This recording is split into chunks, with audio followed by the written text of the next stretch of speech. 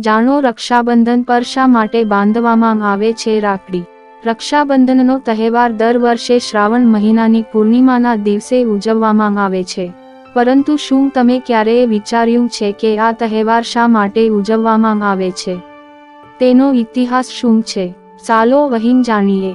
પૌરાણિક માન્યતાઓ અનુસાર એકવાર પાંડવોએ ભગવાન કૃષ્ણને રાજસૂય યજ્ઞ માટે આમંત્રણ આપ્યું હતું।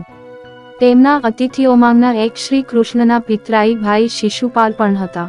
આ દરમિયાન શિશુપાલે ભગવાન કૃષ્ણનું ઘણું અપમાન કર્યું।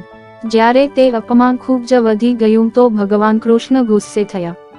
ભગવાન શ્રી કૃષ્ણએ શિશુપાલને ખતમ કરવા માટે તેમનું સુદર્શન ચક્ર છોડી દીધું, પરંતુ જ્યારે ચક્ર શિશુપાલનું માથું કાપીને પછી ભગવાન કૃષ્ણ પાસે પાછું ફર્યું, ત્યારે તેની તર્જની આંગળીમાં ઊંડો ઘા થયો।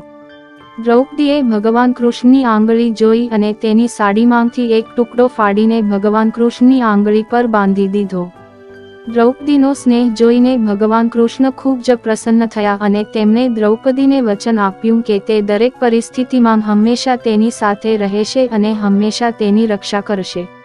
ત્યારથી આ તહેવાર ઉજવવામાં આવે છે।